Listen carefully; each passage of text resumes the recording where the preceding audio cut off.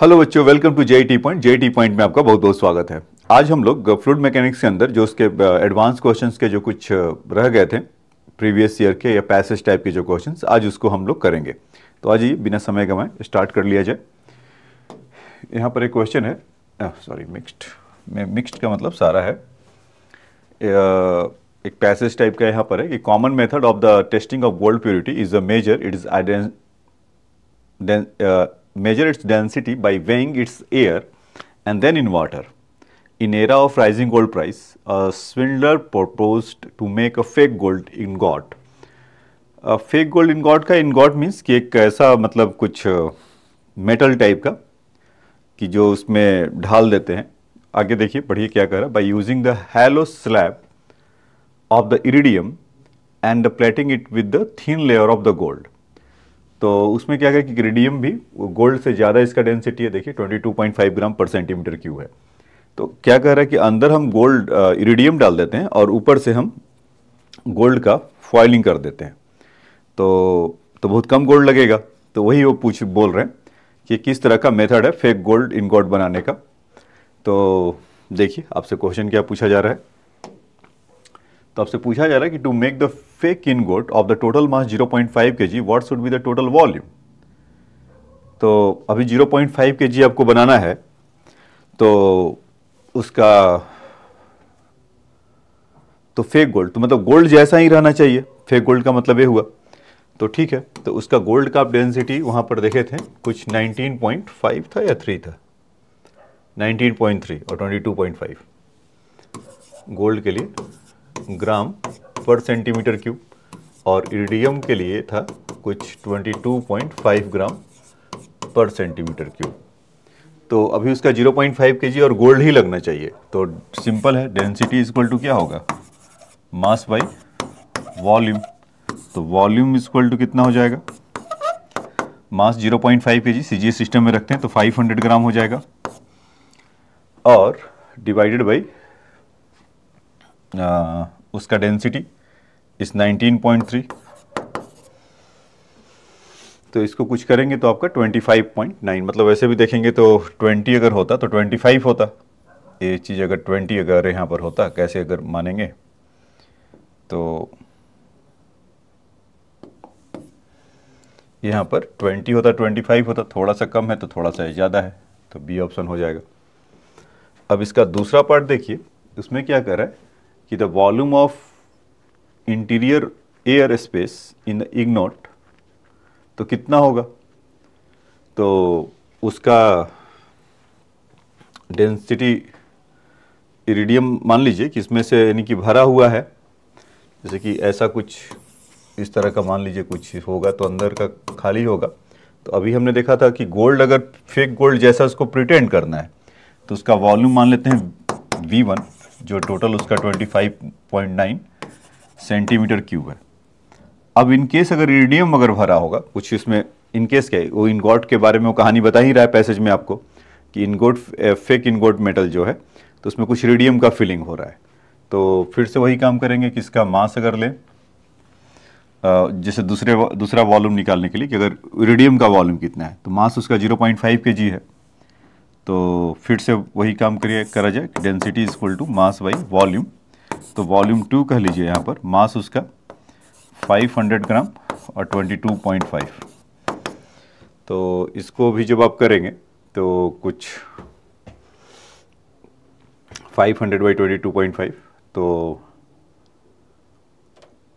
कुछ 22 समथिंग आएगा। तो उसका डिफरेंस देखेंगे तो 3 पॉइंट समथिंग आना चाहिए, क्योंकि आप ऐसा सोचिए कि अगर ये 225 है तो इसको तो किया जा सकता है, इसको 25 9 जा कर लीजिए और यहाँ से 200 कर लीजिए। तो यहाँ से आप देखेंगे 9 2 जा 18, 9 2 जा 18, तो 22 पॉइंट समथिंग जो आपको बोल ही रहा था मैं 2 अब इन दोनों का माइनस कर लीजिए तो ही खाली स्पेस होगा। भाई एक कह रहा कि गोल्ड इतना है, इरिडियम वाला बोल रहा है इतना है, तो बाकी का कहाँ गया, यानी कि इंटीरियर एयर स्पेस होगा, उसमें कैविटी होगा। तो चेंज इन वॉल्यूम अगर देखेंगे delta V is equal to V1 minus V2, तो 22.2 सॉरी 7 हो गया। यहाँ से 3 हो गया और 0, तो 0.37 के आसपास, तो यही वाला है 3.68। एग्जैक्ट कैलकुलेशन होता तो एग्जैक्ट आंसर आता। तो ये बात समझ में आया बच्चों कि अंदर मतलब कि गोल्ड जैसा फेक जैसा उसको बनाने की कोशिश किया था। तो गोल्ड का मतलब आपके हाथ में लगेगा तो गोल्ड ही है, तो आप तो सोच रहे हैं कि गोल्ड ही है ना, तो दैट इज वाई। तो उस समय का जो उसका वॉल्यूम निकाल कर लाया तो वो दिखाया। फिर अंदर रेडियम भरा था तो उस समय उसका मास देखा तो ये हुआ कुछ आया था 22.22। तो यानी कि बीच का वॉल्यूम में डिफरेंसेस है, तो यानी कि बीच का वो एयर स्पेस या कैविटी होगा। नेक्स्ट देखिए, select the correct one. Iridium is cheaper than the gold. Of course तभी तो उसको बना रहे हैं। अब gold is cheaper than the iridium, तो इरिडियम को काहे को लिए डालेगा, तो iridium is cheaper than gold, so that is why हम ऐसा बना रहे हैं। ठीक है, तो इसका तो ये पैसेज था। अब आ जाते हैं नेक्स्ट पैसेज पे। करा कि water stands at a depth at 1 metre in the enclosed tank whose the side wall is the vertical. The space above the water surface contain air at gauge pressure of 8 into 10 raised to the power 5 Pascal. Then the tank is rest on the platform 2 meter above the floor. A whole cross section area 1 centimeter square is made in one of the side wall just above the bottom of the tank. तो मतलब एक कुछ ऐसा बोल रहा है कि इस तरह का है और यहाँ से वो 2 मीटर के हाइट पर है। ऐसा लग तो नहीं रहा है, मान लेते हैं कि 1 मीटर यहाँ पर ऐसा पानी इसमें ऐसा है और यहाँ पर एक होल है और यहाँ से पानी ऐसे निकल रहा होगा। यही कह रहा है कि hole is the cross sectional area और एक सील्ड है, तो 8 into 10 raised to the power 5 pascal यहाँ पर है। तो अभी देखिए कि जो पानी वो निकल रहा होगा, मतलब अगर तो उसका स्पीड ही पूछा होगा। देखिए क्या पूछा क्या गया है, पूछा गया है कि the horizontal distance at the which the stream water strike the floor, मतलब कहाँ पर हिट करेगा। चलिए वो तो आ जाएगा। The vertical force exerted by the stream on the floor, vertical force कितना लग रहा होगा। तीसरा कि horizontal force exerted on the track. देखिए तो इसके लिए क्या करेंगे कि भाई मतलब इसके चलते प्रेशर कितना लग रहा होगा, पहले वो देख लो आप। तो एक तो होल वहाँ से मतलब वो सील्ड है, तो उसका गॉज प्रेशर बोला है 8 इंटू 10 पावर 5, तो यही इफेक्टिव प्रेशर होगा। इसके लिए अगर देखते हैं कि एच रो जी कितना दे रहा है, तो 1 रो 1000, जी है 10, तो 10 रेज़्ड टू द पावर 4, तो उससे तो करीब 80 टाइम्स ज़्यादा है, तो ये इसका बहुत मिनिमम इफेक्ट आएगा। तो इसको हटा देते हैं। तो वेलोसिटी कितना होगा बच्चों, अंडर रूट 2 या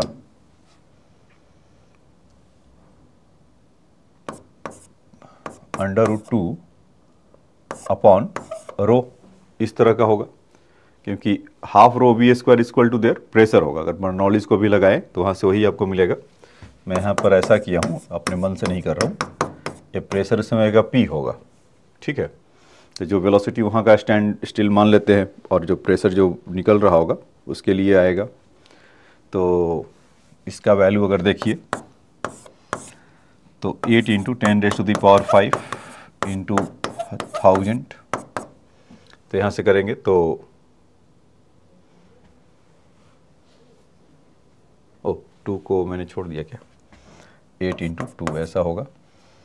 तो यहाँ पर आप देखेंगे 1600 हो जाएगा। तो इसका वेलोसिटी कितना आ जाएगा बच्चों, 40 मीटर पर सेकेंड, यही ना, ठीक।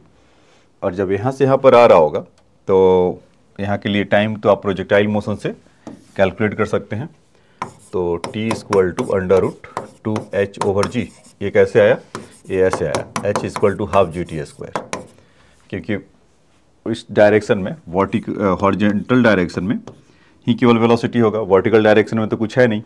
तो वी वाई का वैल्यू 0 है, तो वहाँ से आप इसको देखेंगे तो t का वैल्यू कुछ आ जाएगा। और t का वैल्यू अगर कैलकुलेट करेंगे तो 2 इंटू एच, 2 मीटर है, g का वैल्यू है 10, तो 2 बाहर आ गया और 10 का रूट होता है 3.16। इसको जब कैलकुलेट करेंगे 2 अपॉन 3.16 तो कुछ 0.63 सेकेंड आएगा। तो करके देखिएगा अच्छा, तो अब जहाँ तक इसका रेंज निकालने की बात था, जैसे इस क्वेश्चन में आपको पूछा गया था कि horizontal distance at stream water strike it, ऐसे होगा, होल यहाँ पर बनाया,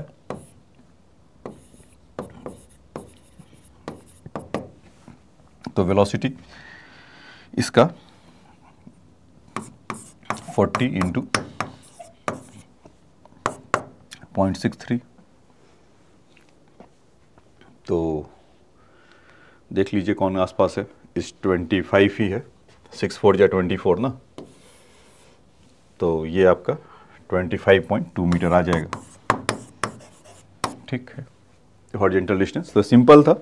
यहाँ पर बस ट्विस्ट ये था कि उसको ऊपर से ऐसा प्रेस कर दिया था और उसका गॉज प्रेशर अंदर का 8 इंटू 10⁵ गिवन है था, तो इसके चलते ऐसा हुआ, 8 इंटू 10⁵ गिवन था और 2 मीटर के उसका था, तो वहाँ से टाइम निकाल लिए। ठीक, अब वो कह रहा है कि जब वो गिर रहा है ऐसा नेक्स्ट पॉइंट पे,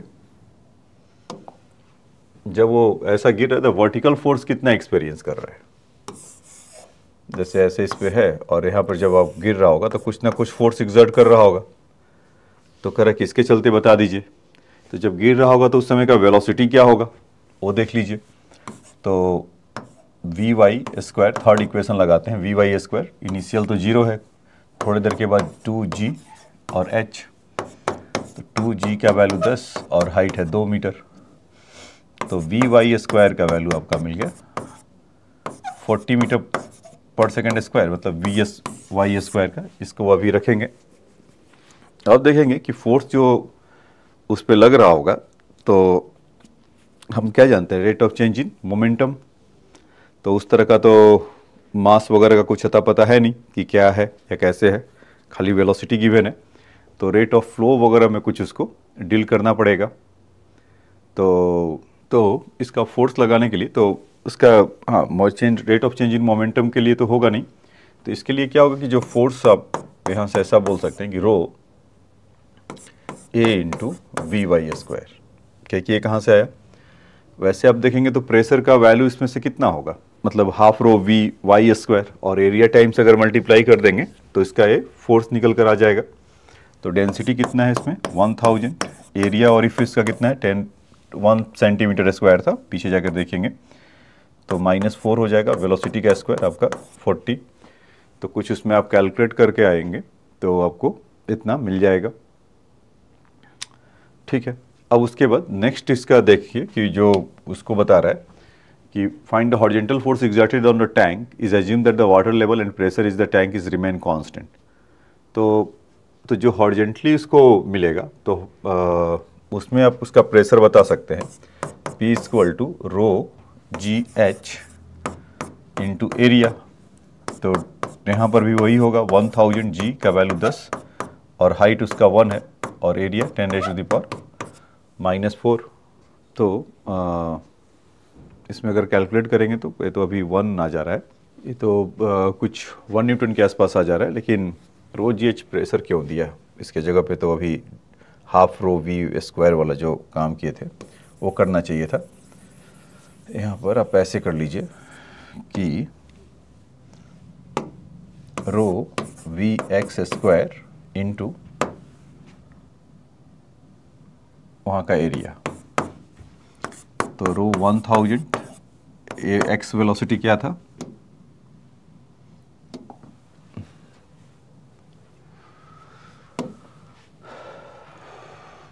कुछ 40 मीटर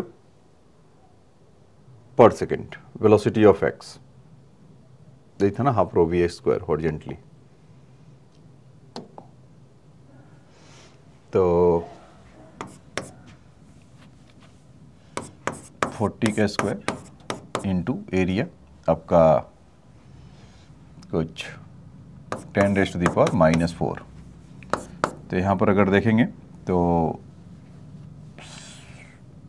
3 जीरो तो वहाँ से गया, 0.1 बचा होगा, तो 160 इंटू 0.1 तो कितना जाएगा 160 न्यूटन, तो यहाँ पर 160 न्यूटन ऐसा मिल जाएगा। ठीक है, तो ये तो इस पार्ट का था आंसर। आइए आगे चलते हैं।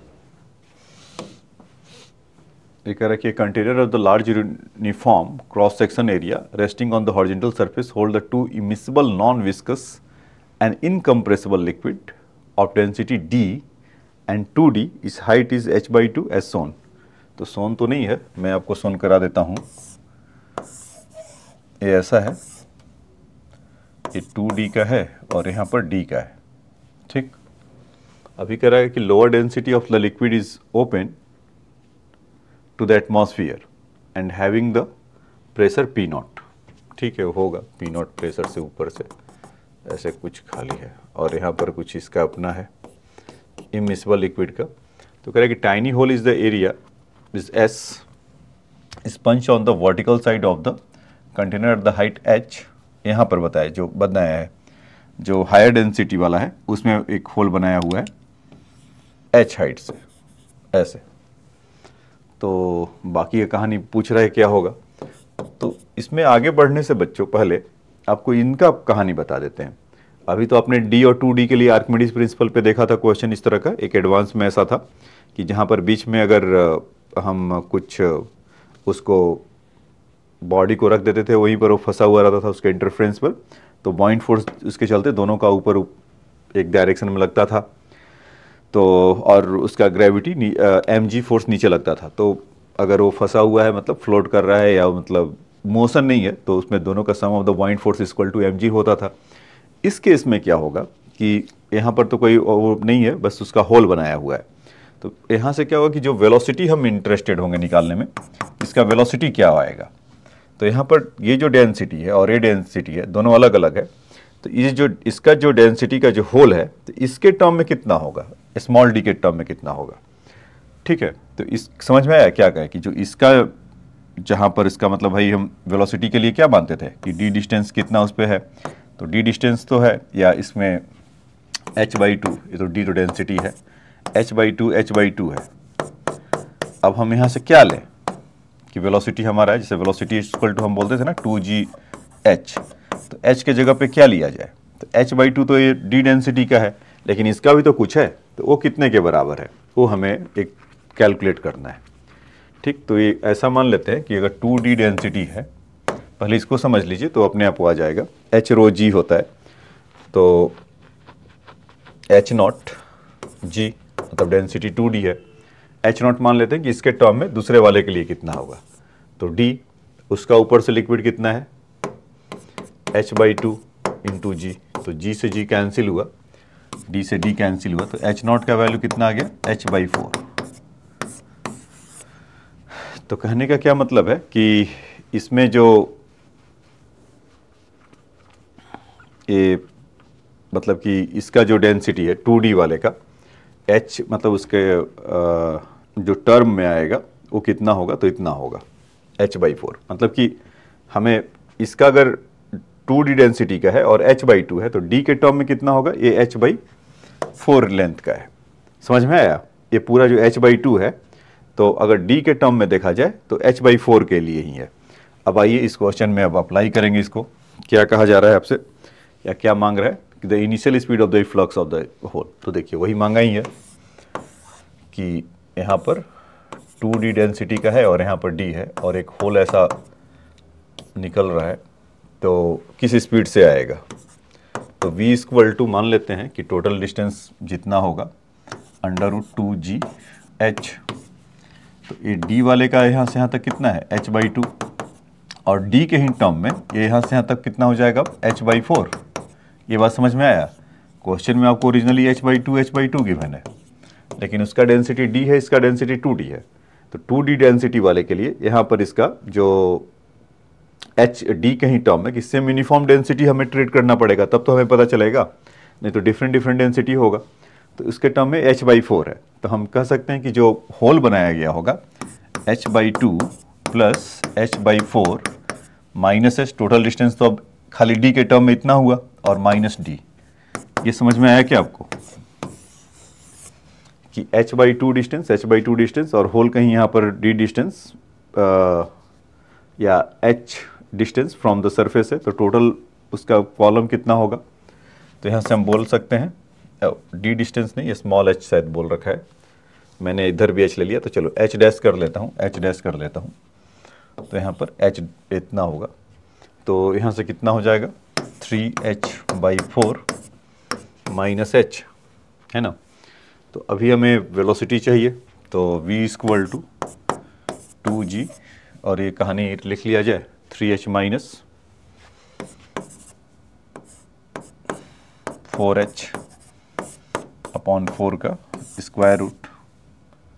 तो यहाँ से आपको मिल जाएगा g/2 3h माइनस 4h का स्क्वायर रूट, तो g/2 3h माइनस 4h, तो ये आपका निकल कर आएगा g/2 3h minus 4h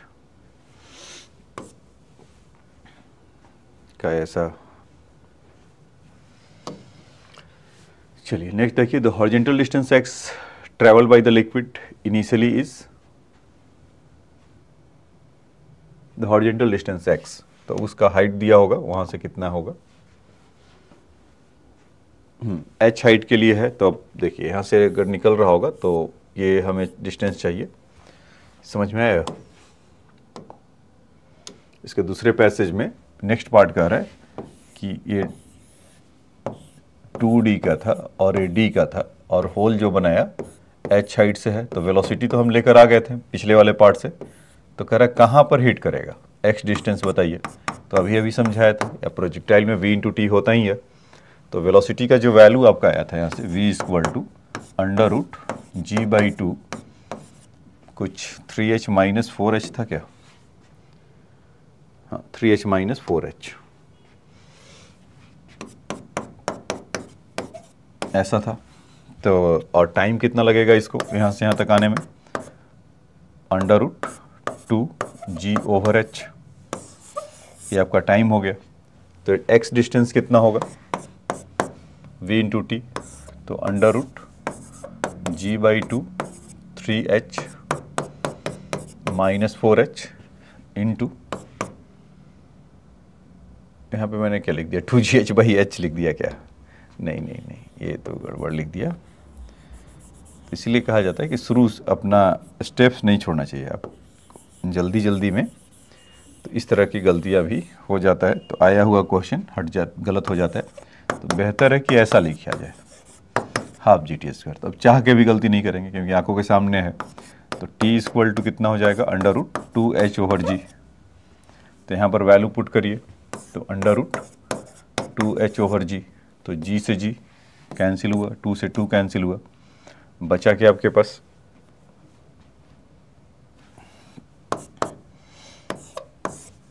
h times of 3h minus 4h, तो ये आपका 3h माइनस 4h, सॉरी ये नहीं उल्टा लिखा है,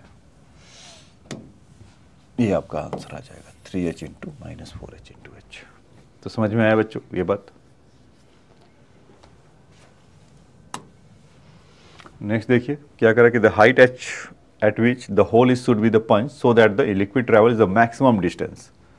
तो अभी वो आया था xm आपका, या मतलब मैक्सिमम डिस्टेंस x का वैल्यू कितना था, ये √h 3h minus 4h, 3h minus 4h, तो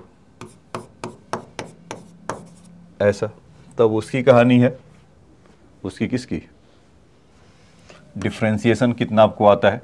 तो अगर हाथ स्क्वायर रूट में हाथ तंग है तो मैं आपको ऐसे बता देता हूँ कि y इक्वल टू जो √x होता है, तो कुछ भी इसका रूट में कभी भी कुछ लगा होता है तो 1/2√x हो जाता है।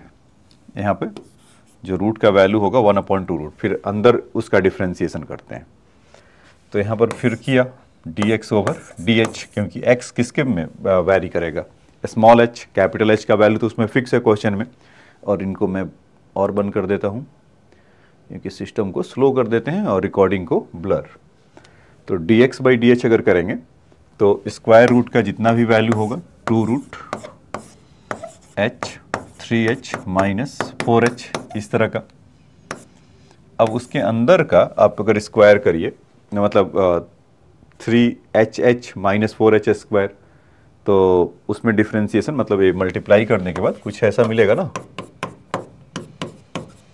तो इसका डिफ्रेंसिएशन करेंगे तो कितना आ जाएगा, 3 कैपिटल H माइनस 8H, और जब मैक्सिमम होगा तो इसका वैल्यू क्या होगा, 0 dx/dh, तो 3H capital H minus 4H square. तो H का वैल्यू कितना आ जाएगा बच्चों, एक तो H तो सामने से गया, अच्छा अभी तो 4 था तो 8 से 4 मैंने कैसे लिख दिया, ऐसा। तो स्मॉल h का जो वैल्यू आएगा उसमें आप देखेंगे तो 3 कैपिटल H/8। तो इसका आंसर यहाँ पर आपको दिखाई पड़ रहा होगा इस तरह का 3H/8। इसका कुछ करिए भाई आप लोग, ये बार बार नोटिफिकेशन ऑन होता है। ठीक है, तो ये 3H/8 आपको मिल जाएगा। ये समझ में आया कि मैक्सिमम वहाँ पर डिस्टेंस कितना वो ट्रैवल करे, कहाँ पर हिट करेगा। तो इस पार्ट का आंसर था। ठीक, अब आ जाते हैं नेक्स्ट क्वेश्चन में चलते हैं। कह रहा है कि cylindrical tank 1 metre of radius rest on the platform of the 5 metre high. ठीक है, एक है और प्लेटफॉर्म 5 मीटर हाई है। Initial the tank is filled with the water to the height 5 metre. Plung whose the area is 10 raised to the power -4 is the removed from the orifice on the side of the tank, the bottom, calculate the following।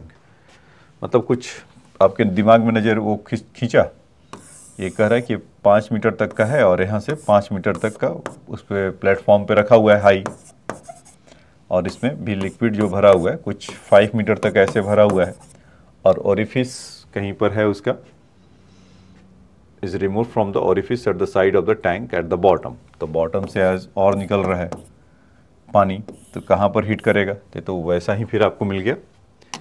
तो question देखिए, initial speed of the water flow through the orifice. तो अब आसान काम हो गया ना बच्चों, √2gh करिए और आंसर घर ले जाइए। v = √2gh। इसका वेलोसिटी देखेंगे तो 2 × g 10 और यहाँ से 5 मीटर, तो कितना आ जाएगा 10 मीटर पर सेकेंड। तो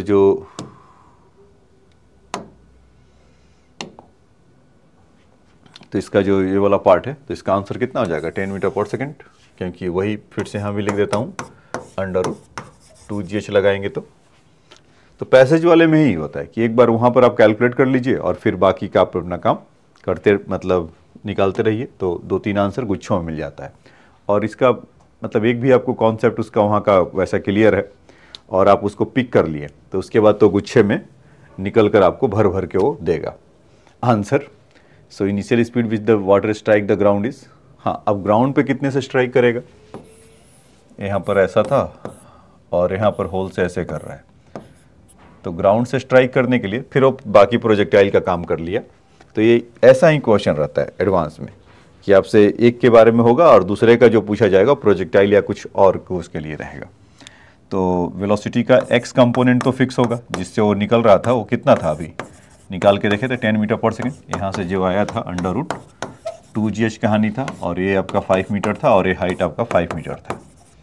तो when a moment when strike it, so it will means कि इनिशियली इसका uy तो शून्य था ना, वर्टिकल कंपोनेंट ऑफ वेलोसिटी नहीं है, केवल हॉरिजेंटली वो बाहर निकलेगा। तो vy का वैल्यू कितना हो जाएगा, vy² = uy² + 2gh। तो uy तो शून्य है, 2g का वैल्यू 10 और यहाँ से इसका 5 मीटर, तो 10, तो कितना हो गया 100। vy का वैल्यू कितना जाएगा 10 मीटर पर सेकेंड। तो vy का वैल्यू यहाँ पर लगाइए 10 मीटर पर सेकेंड ऐसा। तो किस वेलोसिटी से हिट करेगा, तो वर्टिकल भी कुछ आ रहा होगा और इसमें हॉरिजेंटल भी जा रहा होगा, तो इन दोनों का रिजल्टेंट कितना हो जाएगा, v = vx² + vy²। तो 10 का स्क्वायर प्लस 10 का स्क्वायर, तो 10√2, और √2 का वैल्यू कितना होता है 1.414, तो कितना आ जाएगा 14.14 मीटर पर सेकेंड। तो ये आंसर होगा, तो 14.14, तो 14.14 या 1 जैसा उसमें है, तो इसका इस पार्ट का आंसर हो जाएगा। तो ये बात आपको समझ में आया होगा। ठीक है, अब आ जाते हैं नेक्स्ट क्वेश्चन में। कह रहा है कि time take the empty the tank half the original value. हाँ देखिए, इसका इंतज़ार था काफ़ी टाइम से, चलिए कि आ ही गया। तो इसके लिए आप ऐसा कर सकते हैं, जैसे ये ऐसा क्वेश्चन मतलब ऐसा उसका जैसे था हाफ टू हाफ होता था, हाफ से ऐसा होता था। अभी कह रहा है कि time taken to empty the tank to half the original value taken original value is, मतलब कि पहले h था और h से h/2 करने में कितना समय लगेगा। मतलब पहले 5 मीटर था पूरा और यहाँ से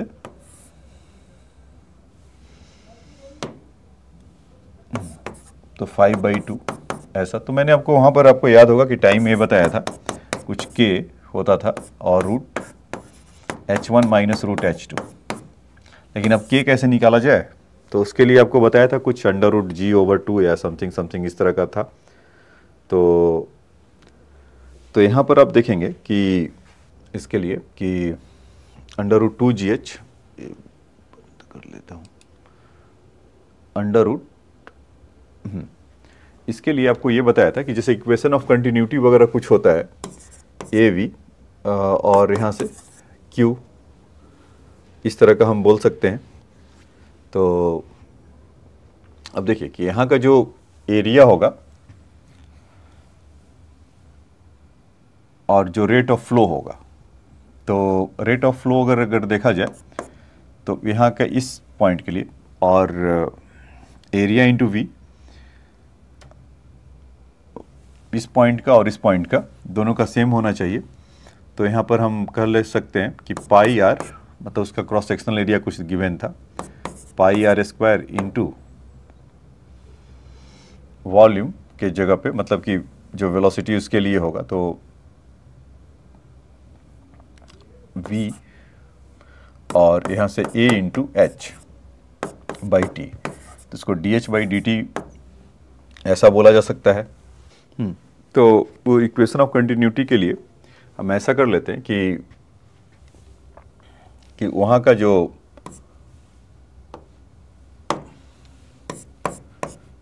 पाई आर स्क्वायर इस तरह का मान लेते हैं एरिया, इस पे इसका जो रह गया है उसके लिए उसको देख रहे हैं √dh/dt यही होगा। मतलब h हाइट से अगर आ रहा होगा तो, क्योंकि हाइट का रिलेशन उसके लिए लाना है। और दूसरा कि ओरिफिस का उसका एरिया कुछ गिवन था शायद 1 सेंटीमीटर स्क्वायर, तो इसको स्मॉल a से रिप्रेजेंट कर लेते हैं। तो इसको ऐसा करिए कि कैपिटल A से इसको रिप्रेजेंट कर लीजिए।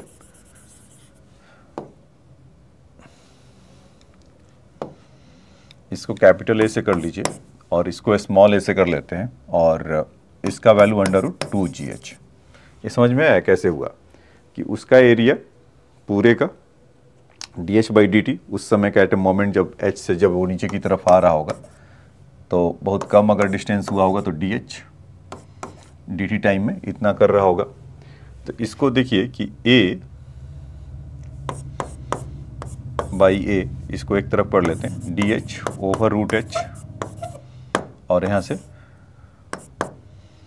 √g तो होगा ही होगा ऐसा, और dt इसको इंटीग्रेट कर लेते हैं तो t = 0 पर कुछ h1 होगा और उसके जगह पे कुछ h2 होगा।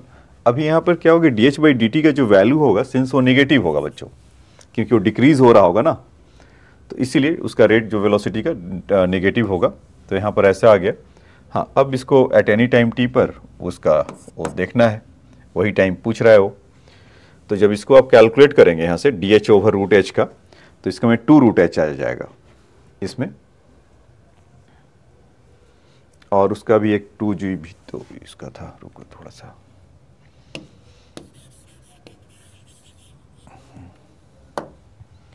यहाँ पर 2√g, h वाला तो इसके इंटीग्रेशन के साथ खेल रहा है और वहाँ नेगेटिव एक और ऐसा आप ले लीजिए। तो dh/√h का इंटीग्रेशन कितना आ जाएगा, 2√h। ठीक, तो यहाँ पर मैं लिख देता हूँ, थोड़ा वहाँ पे कंजेस्टेड हो गया है। तो नेगेटिव को तो रखे रहिए, a/a को ऐसा रखे रहिए और वहाँ से 2√h आएगा और नीचे एक √2 है तो √2 तो ऊपर शिफ्ट हो जाएगा अपॉन √g और यहाँ से रूट एच, और इस पे upper limit minus lower limit h1 h2 equal to t. तो इसको जब निगेटिव को सेटल करके सब कुछ लिखेंगे तो t equal to a over a root 2 by g root h1 minus root h2, ऐसा होगा क्या? देखिए, तो वही जो के वहाँ पर था ना, इस फॉर्मेट में आ गया। अब आप लगा लीजिए, h1 आपका 5 मीटर था और 5 से 5/2 होगा, तो कितना मिनट कितना सेकंड, वो सब आप कैलकुलेट करिए। उसमें क्वेश्चन में बच्चों उसका जो पहले दे रखा था डेटा पैसेज में, यहाँ पे बोल रखा था ना कि is to the height of 5 metre the plunge इतना, और उसका 1 मीटर ऑफ रेडियस है, इसी के लिए वो दिया था।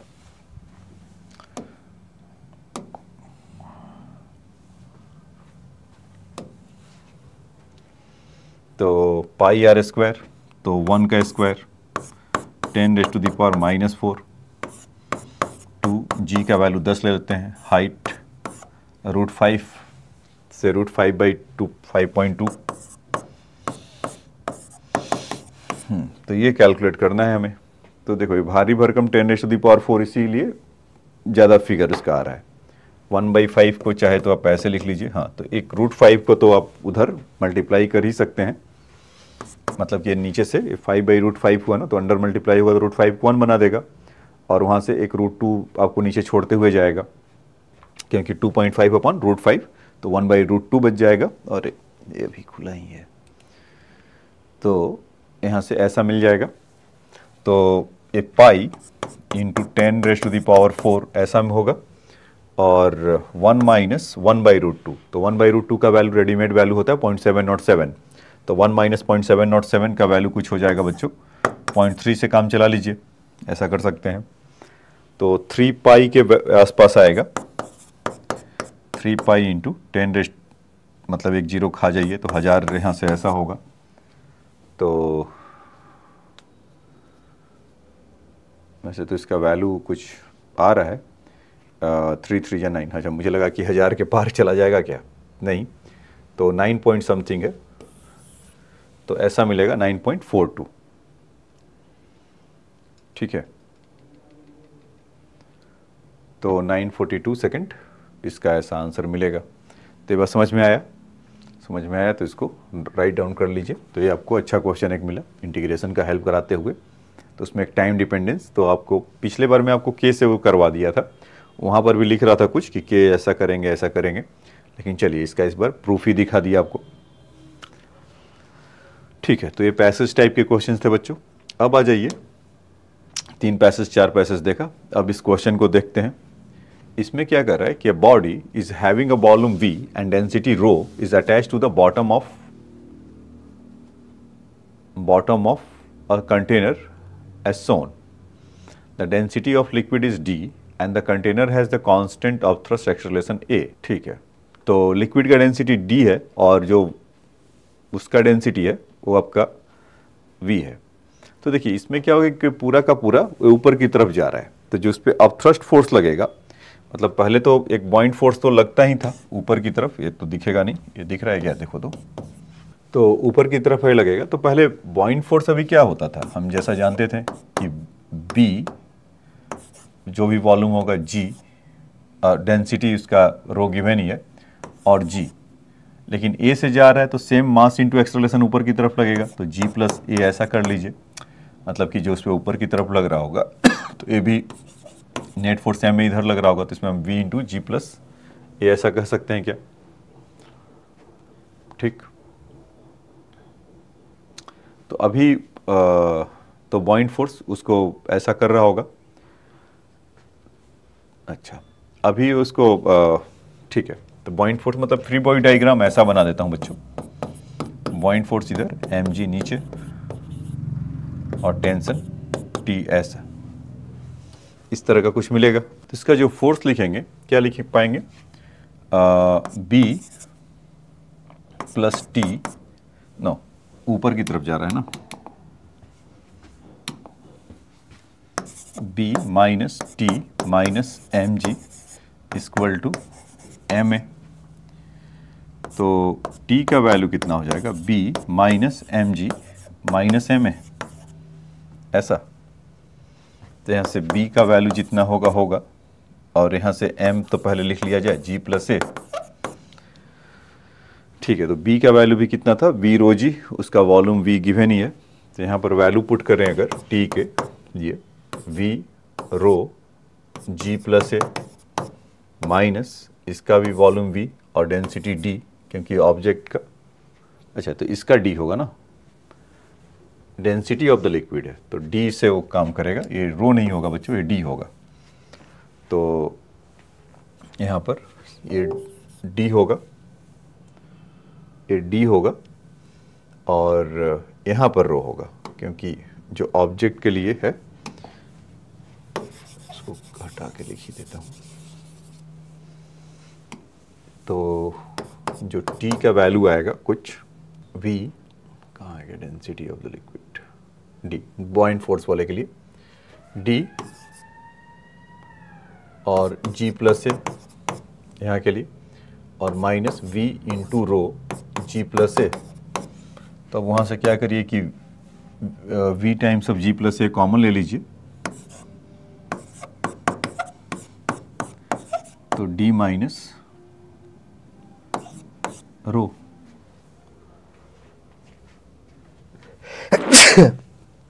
तो आपको ये वाला निकल कर आएगा इसमें,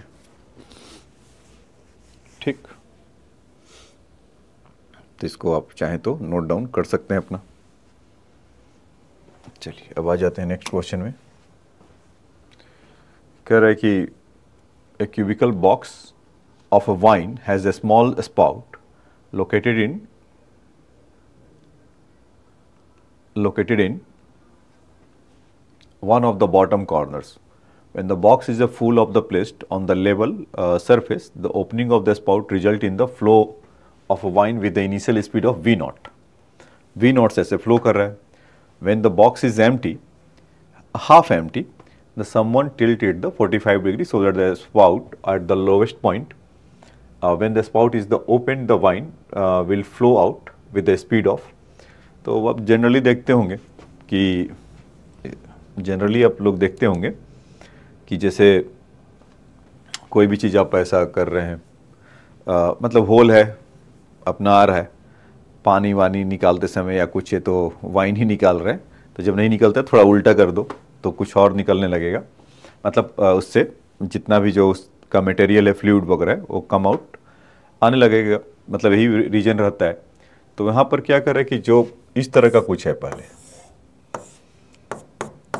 और यहाँ से कुछ v नॉट वेलोसिटी से मान लीजिए h हाइट है, तो v नॉट वेलोसिटी कितना होगा, √2gh, यही वो बोला है। फिर बाद में क्या कर रहा है कि जब आधा रह जा रहा है तो उसको ऐसा टिल्ट कर दे रहा है,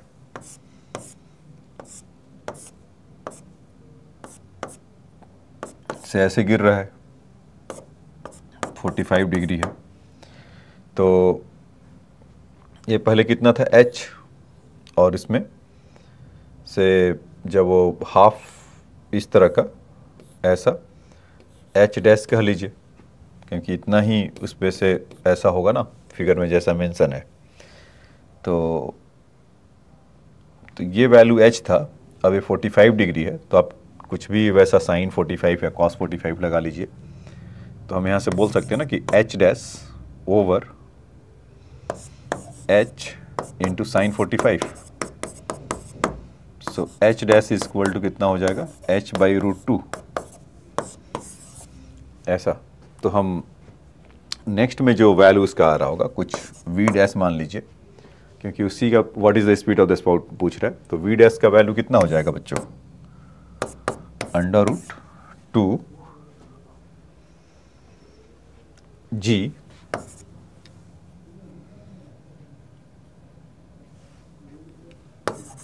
h बाई √2, तो √2 एक ऊपर की तरफ शिफ्ट करा देगा, यहाँ से √2 हो जाएगा, तो v डैश का वैल्यू कितना हो जाएगा, तो v डैश का वैल्यू कितना हो जाएगा, या उसको छोड़ ही देते हैं, उसको छेड़छाड़ नहीं करना चाहिए था, क्योंकि आंसर भी उसी v नॉट के फॉर्म में है ना, तो v नॉट उसको ऊपर ले ही लेते।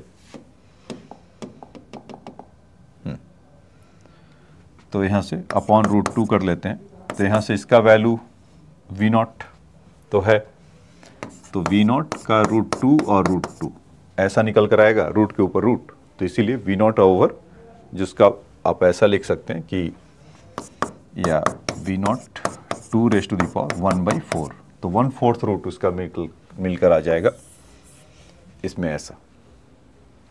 तो समझ में आया कि जब वेलोसिटी से ऐसा निकल रहा था तो कुछ सर्टेन वेलोसिटी था, वी नॉट से आ रहा था, फिर उसके बाद जब उसका हाफ ऑफ द ओवर आ गया तो उसके बाद उसको टिल्ट कर दिया, और टिल्ट करने के बाद कुछ इस तरह से फ्लो हो रहा है।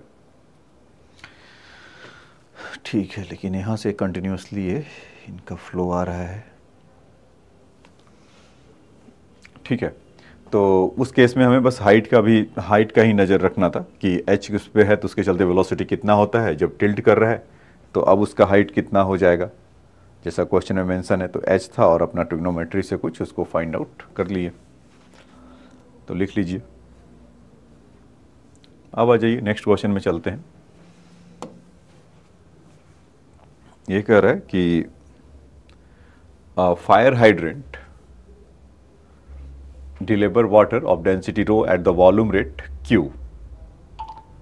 तो volume rate Q, the water is travel the vertically upward through the hydrant and then does 90-degree turn to emerge the horizontally the speed V.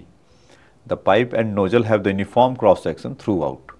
The force exerted on the water on the corner of the, तो देखिए उसका density rho है। तो अभी हम लोग क्या जानते थे कि जैसे फोर्स इक्वल टू, जैसे मान लीजिए कि जा भी रहा होगा कुछ, v वेलोसिटी से ऐसे जा रहा है, v वेलोसिटी से ऐसे आ रहा है, तो इसमें फोर्स कितना लगता है ma, और density into volume into area, not area is acceleration dv/dt, how can forget the our acceleration. So if we say that कि V volume and upon delta T, this is volume because density is equal to mass by volume, तो mass is equal to density into volume, so this is volume, don't confuse with the small v. So rho V over delta T is the Q is given है, उसका बोला है ना volumetric rate, the fire hydrant deliver the water of density rho at the volume rate Q, rate of flow से ऐसा हो रहा है, और उसका velocity V given ही है, dv का वैल्यू। तो फोर्स तो हमारा ये लग रहा है, तो इस समय जाते समय फोर्स कैसा लग रहा होगा, कुछ इस तरह से, और यहाँ से जब निकल रहा होगा तब भी फोर्स ऐसा हो रहा होगा, F इस तरह का। तो इन दोनों का अगर वेक्टरली इसका करें, दोनों को हेड से इसको ऐसा करें, तो इसका वैल्यू कितना आ जाएगा, F√2।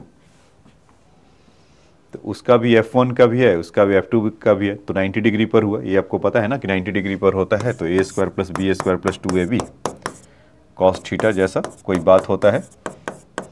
तो एंगल दोनों के बीच का कितना है, cos 90 डिग्री, तो 0 हो गया। तो यहाँ से कितना हो जाएगा, f² + f², तो इसीलिए मैंने लिखा उसको F√2।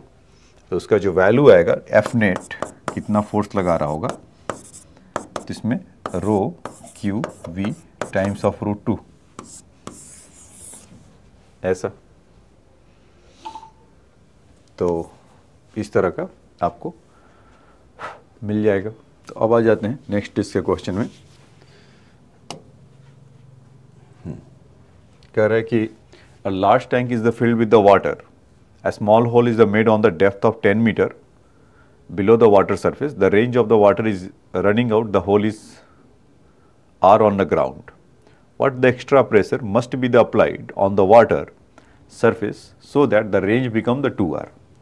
तो अभी आप क्लियरली पिक्चर में देख रहे होंगे कि 10 मीटर का हाइट पर है और उससे कुछ उसको रेंज ऐसा मिल रहा है, मतलब वहाँ से वेलोसिटी कुछ निकल कर आ रहा होगा। वो वाइट है तो वहाँ पर समझ में नहीं आएगा, इसलिए मैं यहाँ पे बना दे रहा हूँ सेम पिक्चर। v वेलोसिटी से और 10 मीटर के हाइट से नीचे की तरफ ऐसा हो रहा होगा। तो वेलोसिटी कितना होगा बच्चों, √2gh, तो g और यहाँ से 10, इसमें वो दिखा नहीं, तो खैर वेलोसिटी का वैल्यू आ जाएगा √2gh। ठीक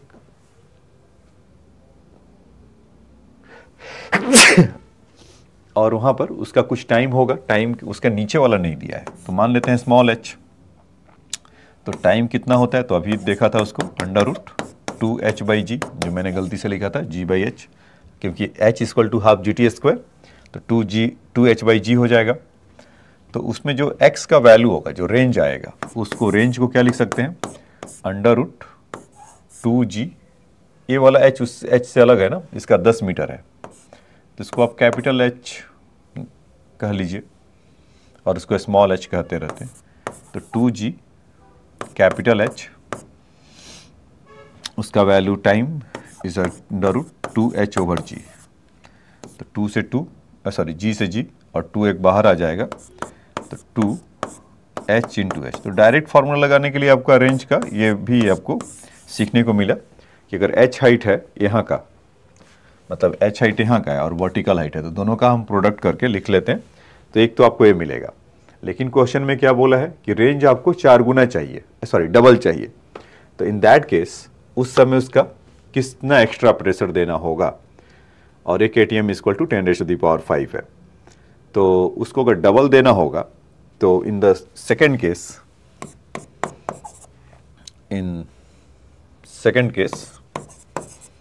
हम ऐसा बोल सकते हैं कि 2R जब होगा तो यहाँ से 2 टाइम्स ऑफ h, तो h में ही बढ़ना है तो h डैश कह सकते हैं, और मतलब होल वहीं पर हो, प्रेशर कितना एक्स्ट्रा देना है, तो यहाँ पर हम लिख सकते हैं h, है ना। मतलब h तो पहले भी था, अब भी इतना है, हमें बस h डैश का वैल्यू निकाल कर लाना है, तो इसको पुट करें या जैसे भी आप कर सकते हैं। तो 2 2 जा कितना हो जाएगा 4, इसी को ला के रख देते हैं, h = 2 times of h dash h। तो 2 से 2 कैंसिल हुआ, अब इसको स्क्वायर कर दीजिए तो कितना आ जाएगा 4h। तो h डैश का जो वैल्यू होगा, मतलब ये 4h करना चाहिए। तो मतलब अभी जितना h है तो उसको आपको 4h और बढ़ाना पड़ेगा। तो अभी h का वैल्यू प्रेशर देखते हो कितना दे रहा है, मतलब कि एक्स्ट्रा प्रेशर, पहले आप लिख लीजिए कि एक्स्ट्रा प्रेशर वुड बी, तो 4h - h of the water, 3h, मतलब 3h कॉलम का आपको चाहिए, जैसे कि मतलब हाइट के टर्म में भी तो प्रेशर बताते हैं ना, तो वही 3h चाहिए। तो एक्स्ट्रा प्रेशर के लिए ρgh, ρg और यहाँ से 3h, तो उसको 3 टाइम्स ऑफ ρgh कर लीजिए। तो रो का वैल्यू आपका 1000 है, जी का वैल्यू आपका 10 है और h का वैल्यू 10 तो था ही, तो ये सब मिलकर 10⁵ कर देगा। तो 3 × 10⁵ न्यूटन पर मीटर स्क्वायर, तो 10⁵ पास्कल। तो यहाँ से तो बस वही दिख ही रहा है 3 ATM, क्योंकि 1 ATM में मैं मेंशन कर रखा है 10⁵ पास्कल। हमारा आंसर कितना आ रहा है 3 × 10⁵ पास्कल, तो बोलेगा ना 3 ATM के लिए चाहिए। अब तो ये बात आपको समझ में आया होगा, ठीक। अब आ जाइए नेक्स्ट क्वेश्चन में चलते हैं। हाँ, ये देखिए बच्चों, वही क्वेश्चन है, वैसा ही लगभग है, मतलब यहाँ पर रो और 2 रो है और कुछ होल ऐसा कर रहा है। तो पीछे आपको एक कॉन्सेप्ट सिखाए थे कि यूनिफॉर्म डेंसिटी चाहने के लिए आपको क्या क्या करना होगा या कैसे करना होगा। तो अगर आप चाहते हैं इसको ट्राई करना तो ट्राई कर सकते हैं पॉज करके, तब तक मैं इस नोटिफिकेशन को ऑफ कर लूँ और आप उसको ट्राई करना चाहें तो उसको आप कर सकते हैं। पहले क्वेश्चन आपके लिए पढ़ देता हूँ। कह रहा है equal volume of the 2 immiscible liquid of density rho and 2 rho are filled a vessel as shown in a figure. The 2 small holes is the punch at a depth h/2 3h/2 from the surface of the liquid. तो ठीक बात है, यहाँ से h से कर रहा है, इसका h/2 से कर रहा है। So depth of h/2 surface of the lighter liquid, मतलब ऊपर से ब्रिम, मतलब जो इसका टॉप है उससे कर रहा है। If v1 and v2 is the velocities of the flux of this 2 holes, then the v1 और v2 का वैल्यू का रेशियो क्या होगा। तो यहाँ से v1 जो निकल रहा होगा वेलोसिटी ऐसा, तो V1 इक्वल टू √2GH/2। इसमें तो कोई दो राय नहीं है, 2 से 2 कैंसिल हो जाएगा तो √GH हो जाएगा। ये भी आसान है, लेकिन यहाँ पर क्या कर दिया कि दो डेंसिटी दे दिया, रो और रो। H में तो हम डैम श्योर है कि उतना होगा, लेकिन H/2 का वैल्यू कितना होगा, मतलब कि जो मतलब यहाँ से यहाँ तक जो इन्होंने बोल रखा है कि 3H/2, तो 3H/2 तो ले नहीं सकते क्योंकि वो रो के लिए है, 2 रो के लिए है। तो अभी आपको थोड़ी देर पहले बता रहा था कि जो 2 रो का जो पूरा वैल्यू है वो कितने के बराबर है and the term of H के लिए। तो ऐसा कर लेते हैं 2 रो G इंटू H0, और उसके जो रो G H के लिए पूरे के लिए है, तो यहाँ से रो कैंसिल हो जाएगा, G से G कैंसिल हो जाएगा, तो H0 का जो वैल्यू होगा H/2। तो कहने का क्या मतलब है कि जो H है वो एक्चुअल में इन द टर्म ऑफ रो करेंगे तो H/2 ही लगेगा, मतलब इसका हाइट H/2 है इफेक्टिवली जो हमें लेना है, मतलब यहाँ से यहाँ तक H/2 है, और इसके हाफ पे होल कर रहा है भाई, वहाँ पर H था और यहाँ से 3H/2, तो यहाँ पर भी हाफ पे कर रहा है, तो ये वैल्यू कितना हो जाएगा H/4, यानी कि H/4 पर कर रहा है इससे। तो टोटल हाइट कितना हो जाएगा, जो वेलोसिटी हमें चाहिए V2 के लिए √2G, H हाइट चाहिए था ना यहाँ से, तो H हाइट तो ये है, लेकिन यहाँ से ये वाला हाइट कितना हो जाएगा H/2 था, मतलब effective in the term of rho में ये 2 रो ना होकर इसको रो की तरह ट्रीट करेंगे तो H/2 हो जाएगा। तो कहने का मतलब है कि डेंसिटी को जब आप हाफ कर रहे हैं तो हाइट का भी वहाँ से हाफ हो जाएगा, और ये वैल्यू आपका आ जाएगा H और प्लस H/4, तो यहाँ से H प्लस H/4, तो कितना हो जाएगा 5 रो, तो V2 का वैल्यू आ जाएगा आपका 5/2 GH। ठीक है, तो उसमें 5/2, तो फिर मुझे HA वाला नहीं लेना चाहिए था इसमें, क्योंकि वैसा फिर देखेंगे तो H/2 और वहाँ से 5/4, तो √5 में तो नहीं है, तो यानी कि कहीं कुछ गड़बड़ी हुआ है। तो इसका मतलब ये हुआ कि ये जो हाइट था ना H, इससे लेना, क्योंकि उधर का तो प्रेशर वो काम कर ही रहा है, तो इसके लिए फिर कितना होगा, सो ये लेंगे हम अपना H/2। तो जो हाइट जो यहाँ पर H/2 था और इसका H/2 था, और यहाँ से H/2 के लिए हाफ लेंगे। तो इसमें एक ऐसा कर लीजिए कि H/2 है और H/2 है, तो H/2 प्लस H/2 का वैल्यू कितना हो जाएगा, H हो जाएगा। तो इसको हटा लेते हैं,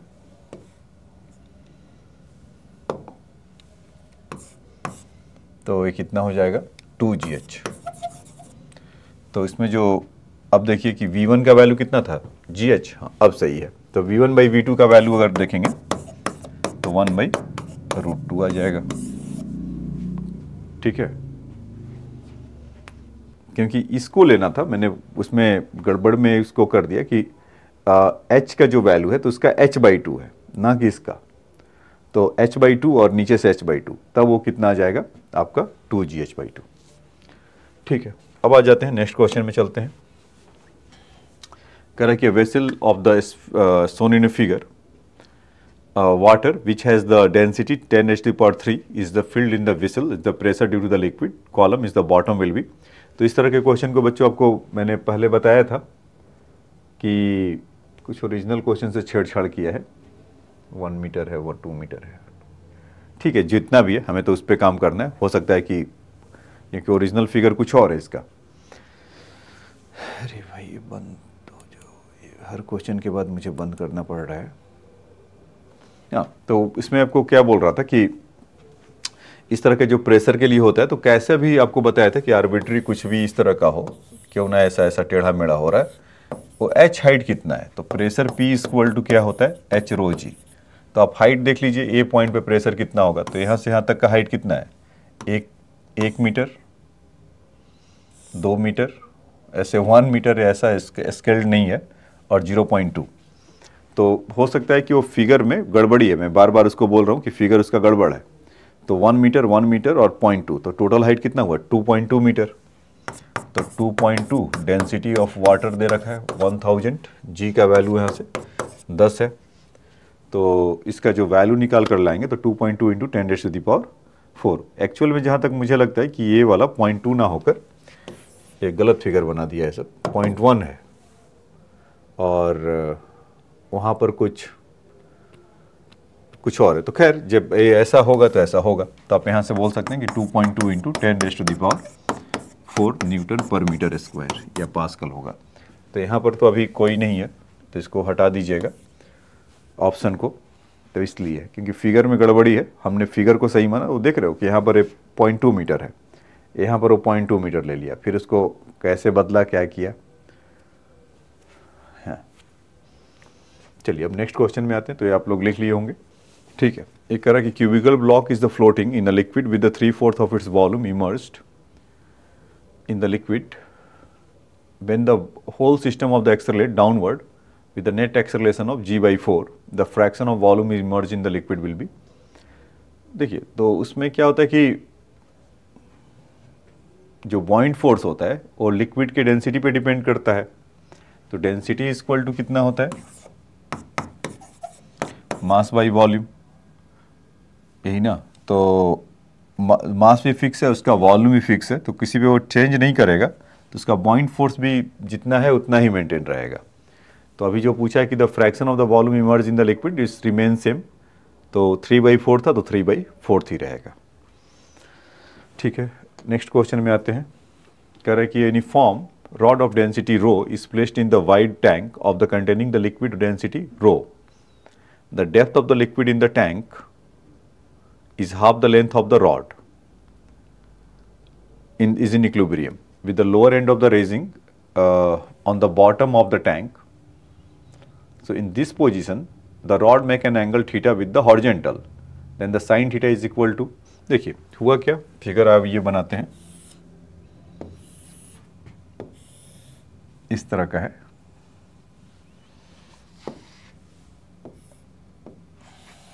इस तरह का टैंक। थोड़ा कम ही बना लेते हैं कि वो फिगर समझाने में आसानी होगा।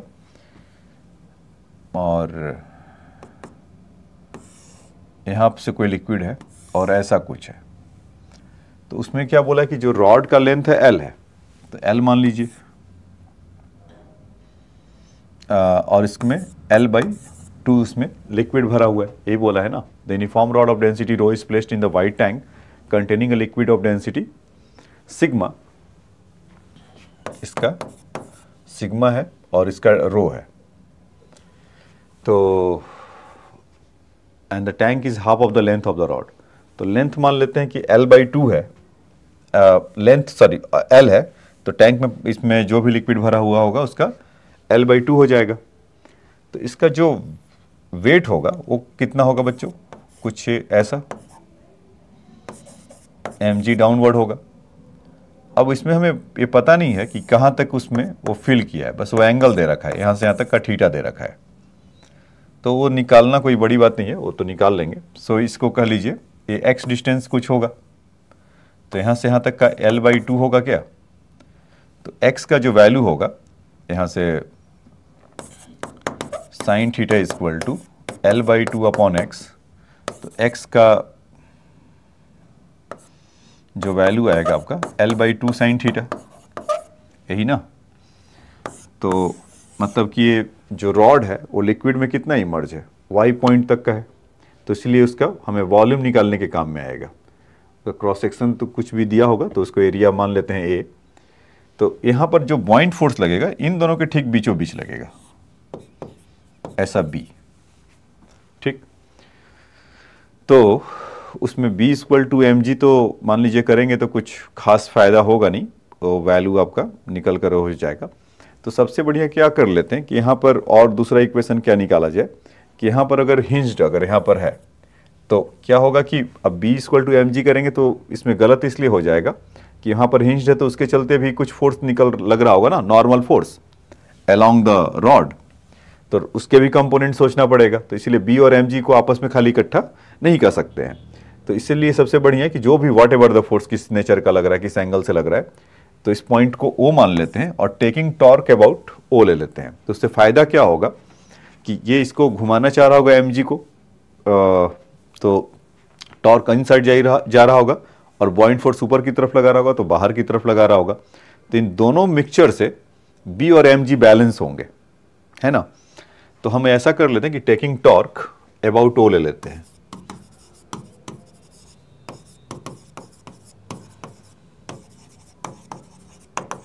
ऐसा O, तो जब इसमें अगर ऐसा करेंगे तो B के चलते जो होगा फोर्स लग रहा होगा, तो ये डिस्टेंस मान लीजिए x था तो x/2 से होगा, तो ये डिस्टेंस कितना हो जाएगा x/2 cos थीटा, है ना। तो इसको याद रखिएगा कि जो बॉइंट फोर्स के लिए परपेंडिकुलर डिस्टेंस उसका फ्रॉम द जहां से पॉइंट ऑफ एप्लीकेशन है x2 cos थीटा। mg के लिए अगर देखेंगे तो यहाँ से l/2 है, तो ये डिस्टेंस कितना हो जाएगा l/2 cos थीटा, उसके लिए भी परपेंडिकुलर डिस्टेंस हो जाएगा। इसको ऐसे सोच लीजिए क्योंकि सेम उसमें फोर्स पैरेलल है तो यही वाला डिस्टेंस निकल कर आएगा। तो टेकिंग टॉर्क अबाउट O, तो नेट टॉर्क इसका कितना होगा, summation of net torque is 0। तो इसका जो टॉर्क होगा B के चलते जो टॉर्क होगा और mg के चलते जो टॉर्क होगा एक दूसरे को बैलेंस कर रहे होंगे। तो बॉइंट फोर्स का टॉर्क अगर लेते हैं तो B इंटू सिंपली, आपको आसान भाषा में समझा रहा हूं, x/2 cos theta equal to जो mg का है वहां से l/2 और नीचे की तरफ होगा cos, नहीं ऊपर ही है cos थीटा। तो cos थीटा यहाँ से कैंसिल हो गया और वहाँ से bx इंटू एक आपको l देते हुए गया। तो b का वैल्यू अगर देखिए, हाँ अब बॉइंट फोर्स क्या होगा उसके लिए ये चर्चा कर लेते हैं पहले। तो बॉइंट फोर्स बच्चों, जैसे कि हम जानते हैं कि वॉल्यूम इंटू डेंसिटी, तो रो इंटू वॉल्यूम, तो वॉल्यूम कितना है उसमें x लेंथ का था तो x into area cross sectional मान लेते हैं A उस रॉड का, तो ये तो वॉल्यूम मिल गया, इतने पार्ट तक का है। और उसका डेंसिटी सिग्मा किसका, लिक्विड का, लिक्विड फोर्स लगा रहा होगा G पर, ये हो गया। mg के बारे में देखा जाए तो इसका रॉड का पूरे का लेंथ होगा कितना L और उसका क्रॉस सेक्शनल एरिया A और उसका डेंसिटी रो इंटू G। तो ये दो चीज़ें हैं B और mg। तो इन दोनों को उठाकर वहां पर एक में x मल्टीप्लाई कर दें और एक में l कर दें। तो बहुत सारी चीज़ें तो आप ऐसे भी देखेंगे कि कैंसिल हो ही रहा होगा। तो b में x मल्टीप्लाई कर लेते हैं तो कितना हो जाएंगे x² a सिग्मा g, और यहाँ से mg में l का मल्टीप्लाई कर लेते हैं तो ये कितना हो जाएंगे l² a रो g, इस तरह का। तो ए रो जी ए जी और ए जी तो गए जी, है ना जी। तो x का वैल्यू कितना आ जाएगा L sigma by rho by sigma का स्क्वायर रूट, यही ना। देखिए ध्यान से x equal to x² equal to L² rho by sigma और उसका x equal to L under root of rho by sigma. फिर हमें अब वहां से x का वैल्यू लेकर आइए क्योंकि वहीं पर साइन थीटा छुपा हुआ है। तो x का वैल्यू अगर रखेंगे भी, चलिए यहीं पे लिख देता हूं आपके आंखों के सामने। तो l/2 sine theta equal to L rho by sigma. तो L से L कैंसिल हुआ और फिर उसको साइन थीटा का अगर वैल्यू करेंगे तो 1/2 सिग्मा बाई रो, तो रूट हर जगह से गायब कर दिया है ऐसा। तो यहाँ से अगर करेंगे तो साइन थीटा का वैल्यू होगा 1/2 सिग्मा बाई रो। तो इसका ये वाला आपका आंसर मिल जाएगा। तो ये भी आपका क्लासिकल क्वेश्चन होता है टॉर्क वगैरह का, इसमें फ्लूइड मैकेनिक्स के साथ समझने के लिए। तो आपको समझ में ये आया होगा। तो इसको चाहें तो आप लोग लिख सकते हैं। एक बार फिर से चाहे तो आपको कहिए तो ब्रीफ कर देता हूं। तो आप तो बोल नहीं सकते लेकिन मैं आपकी भावनाओं को समझता हूं। इसमें देखो बच्चे क्या हुआ कि लेंथ L था L/2, तो पहले तो mg जो लगा उसका ठीक उसके सेंटर ऑफ मास से लगेगा L/2 पर, इसलिए वो लगाया। हमें नहीं पता कि कितना अंदर है, तो मान लिया कि x डिस्टेंस अंदर है, ठीक। तो उसका जो बॉइंट फोर्स उसके ठीक बीचों बीच लगेगा, तो B से वो तो लग गया ऊपर की तरफ, ठीक, उसके सेंटर पे, तो एक तो ये आ गया। अब उसमें बोल रखा कि लेंथ जितना उसका हाइट है, मतलब लेंथ ऑफ द रॉड जितना है, तो उसका हाफ ऑफ द उसमें वाटर इसमें इमर्ज है, तो ये वाला डिस्टेंस आपका L/2 आ गया। मतलब उसके ठीक अगर L/2 था तो ये वाला L/2, तो वहाँ से अब हम लोग अपना कलाकारी करके कुछ निकाल लिए कि x का वैल्यू कितना होगा। तो x का वैल्यू अगर हम देखेंगे sin theta equal to L/2 upon x, तो x equal to L/2 sin theta, ये हो गया। बॉइंट फोर्स ऊपर और mg, तो बॉइंट फोर्स के लिए अगर देखें तो b उसमें x पार्ट इनसाइड है तो उतना ही पार्ट में वो लगेगा, तो मतलब उसका वॉल्यूम एक तरीके से देखा जाए तो कितना होगा, x इंटू ए, जितना लिक्विड के अंदर है, सिग्मा डेंसिटी है g, तो बॉइंट फोर्स लगा रहा होगा mg, लेंथ L इंटू ए, तो इसका वॉल्यूम है, और रो इंटू जी, तो ये आपका दूसरा mg का वैल्यू आ गया। तो b और mg इस तरह से कनेक्ट हो गए। अब इसके अलावा एक फोर्स और लग रहा होगा यहाँ पे, जो कोने में जैसे वहाँ पर उसको लगा रखा है, तो उसके चलते वो नॉर्मल फोर्स, कॉन्टैक्ट फोर्स, जो मर्जी वो कह लीजिए, वो लग रहा होगा, लेकिन उसके बारे में पता नहीं है, तो डायरेक्टली हम b इक्वल टू mg नहीं कर सकते, क्योंकि उसका भी कंपोनेंट कुछ ना कुछ आएगा। तो फिर क्या किए कि अच्छा सोचा गया, तो कहा कि जो भी फोर्स होगा अगर टॉर्क ले ले इस पॉइंट के अबाउट, तो उसके चलते वाट एवर द फोर्स लग रहा होगा तो जीरो हो जाएगा, क्योंकि वहीं से पास कर रहा होगा। b और mg के लिए देखा गया तो b और ये परपेंडिकुलर डिस्टेंस इसका x/2 cos थीटा, तो ये रख दिया। mg उसका परपेंडिकुलर डिस्टेंस, क्योंकि वो रोटेशनल इक्विलिब्रियम में है, तो इस चलते हम ऐसा इसको कह सकते हैं। तो उसका जो वैल्यू देखा तो mg L/2 cos थीटा अपने घर गए।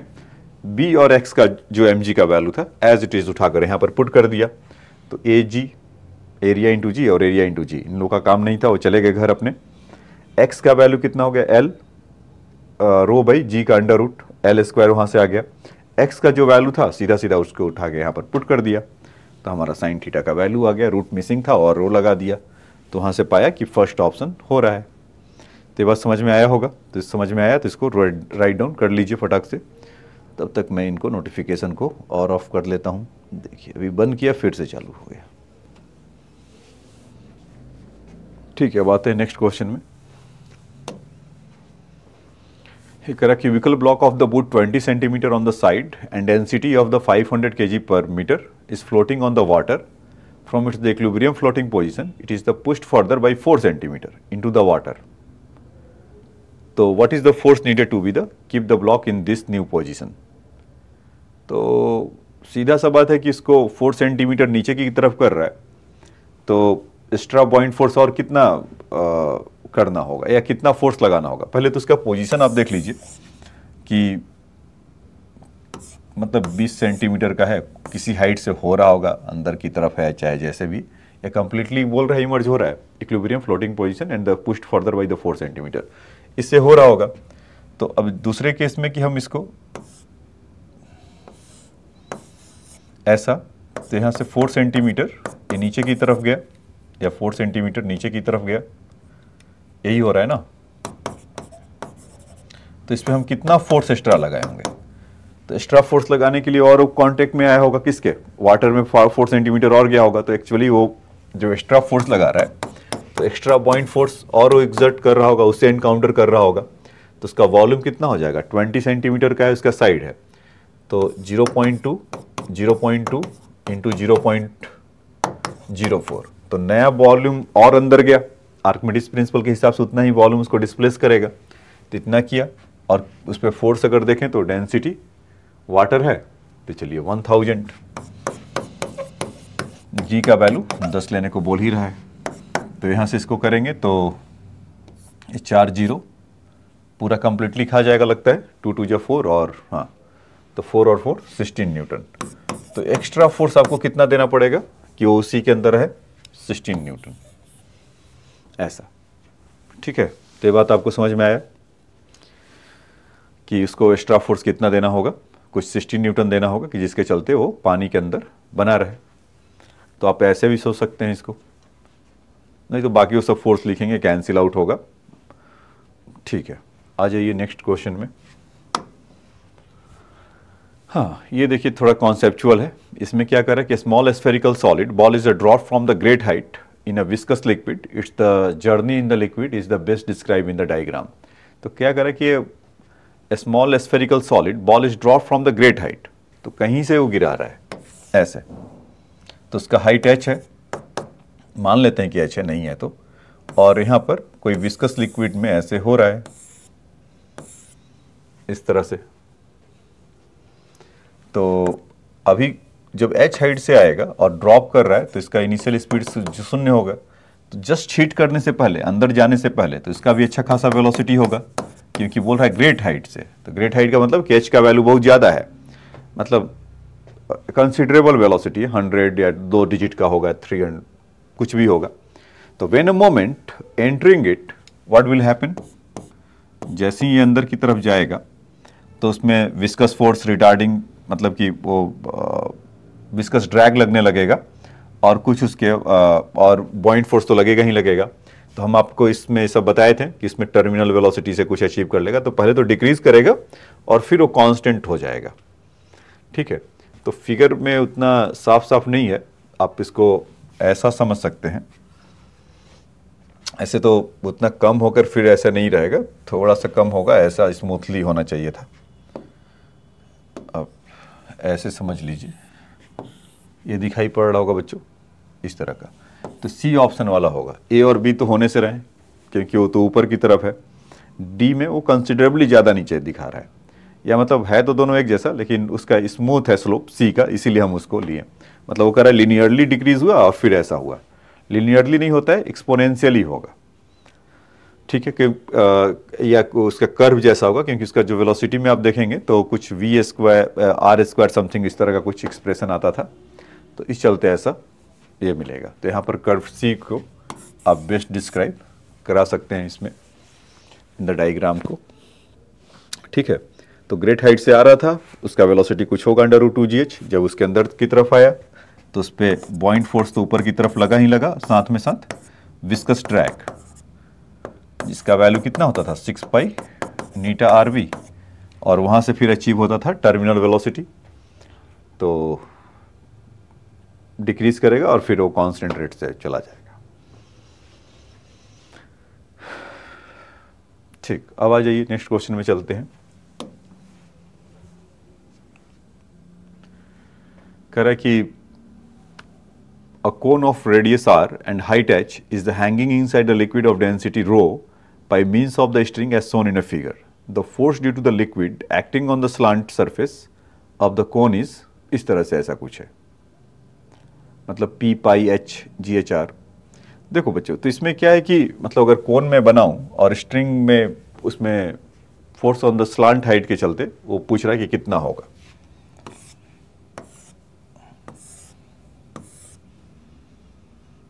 तो बॉइंट फोर्स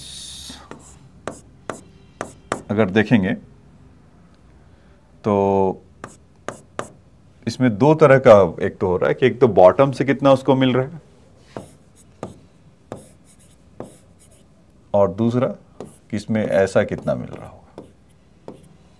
तो ओवरऑल इसका अगर देखेंगे तो पूरे से कितना मिल रहा होगा, हम ऐसा बोल सकते हैं क्या?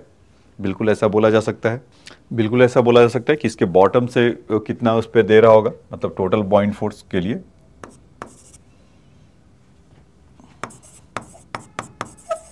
यहाँ पे टोटल सब डिस्क्रिप्ट में डाल देता हूँ कि आपको समझने में आसानी होगा।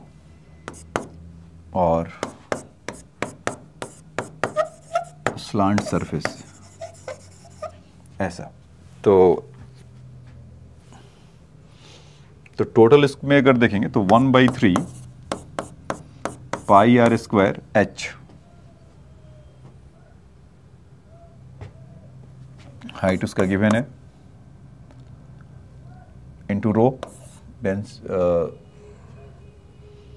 डेंसिटी उसका रो गिवन है, गिवन बाई रो। तो ये हो गया volume into g into volume into rho into g, तो ये फोर्स हो गया। बॉटम से अगर देखेंगे तो कितना हो जाएगा, पाई r स्क्वायर इंटू h, यही इसका वॉल्यूम होगा। बॉटम वाला पार्ट कितना दे रहा होगा, इंटू डेंसिटी रो इंटू जी, और फिर उसके बाद F of the slant surface. इसके चलते हमें फोर्स उसका देखना है। तो स्लांट सरफेस के लिए अगर देखेंगे तो यहाँ से 1/3 माइनस 1 हो जाएगा पूरा, ये 1/3 ही से ही है, डिफर कर रहा है, पाई आर स्क्वायर एच रो जी तो पूरा का पूरा है ही है, और बाकी का कहानी लिख लीजिए, जैसे pi r square rho h g. तो उसमें स्लांट सरफेस के लिए अगर देखेंगे तो 1/3 माइनस 1 तो -2/3 pi r square rho h g. इस तरह का निकल कर आएगा। तो उसका मॉड तो डायरेक्शन है, तो नीचे की तरफ वो दिखा रहा है, तो दूसरे साइड में हो रहा होगा। तो लेकिन हमें तो उससे काम नहीं है, हमें तो उससे काम है इसके मैग्नीट्यूड से। तो 2/3 रो जी एच आर, और उसके साथ पाई भी होगा, पाई लगता है वो उसमें मेंशन करना भूल गया है।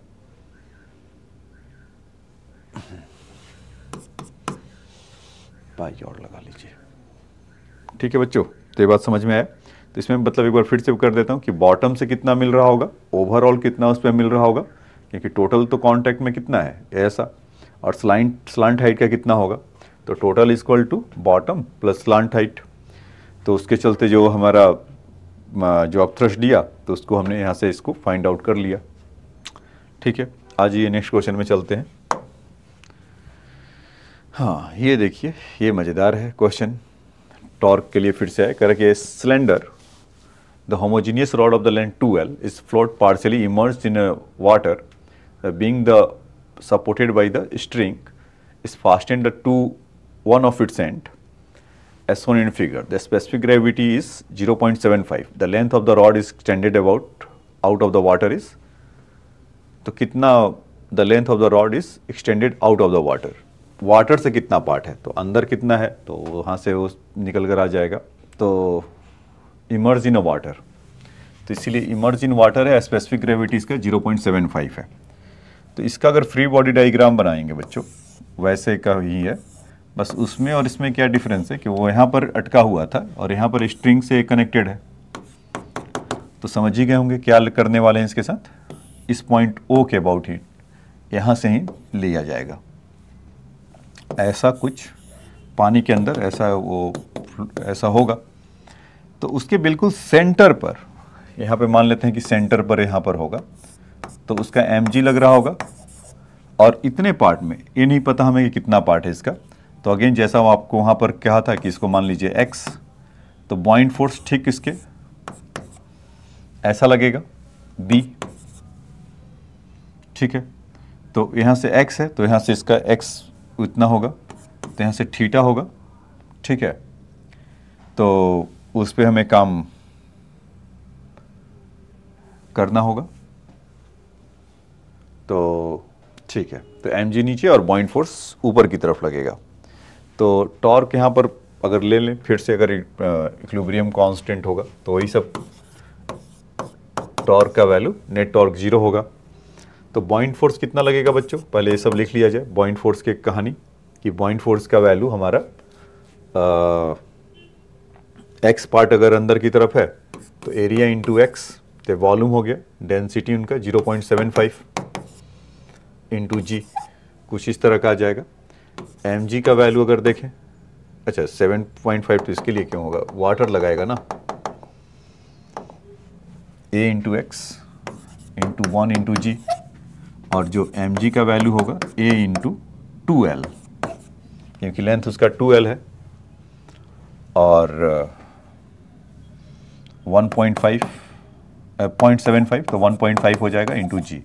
तो यहाँ से कितना आ जाएगा, एम जी का वैल्यू 1.5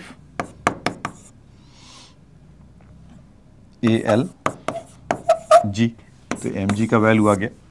तो इसमें जब हम टॉर्क लिखेंगे कहीं जहाँ पर वो लगा रहा था, तो ये लेंथ 2L है, तो यहाँ से यहाँ तक का लेंथ कितना हो जाएगा L। तो ये परपेंडिकुलर डिस्टेंस जिसके अबाउट जहाँ से ले रहे हैं, अगर इसका देखेंगे तो बाहर की तरफ लग रहा होगा, इस बार वो उसको अंदर की तरफ लगा रहा होगा। तो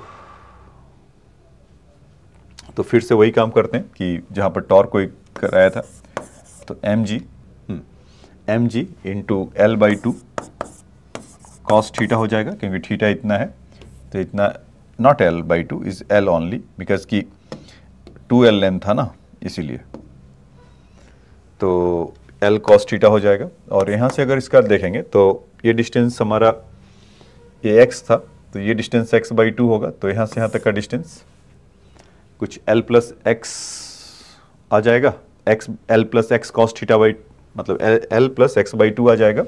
ये l है तो x बाई टू है, तो ये डिस्टेंस कितना हो जाएगा, बॉइंट फोर्स इंटू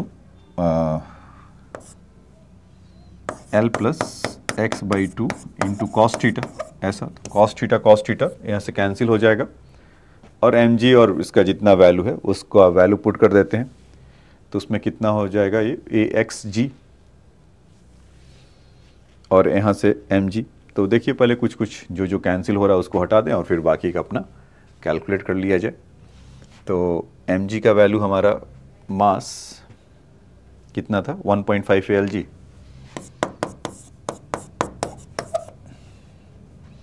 इंटू एक एल और आ गया, और यहाँ से बॉइंट फोर्स के लिए ए एक्स एल जी, ए एक्स जी वो तो 1 है, और यहाँ से L plus x by to, ऐसा, तो ए एल ए जी को तो बाहर ही कर लिया जाए, ऐसा, फिर वहाँ से 1.5 एल स्क्वायर, तो इसमें तो एक क्वाड्रेटिक इक्वेशन लग रहा बन जाएगा, ठीक है। तो इसमें आप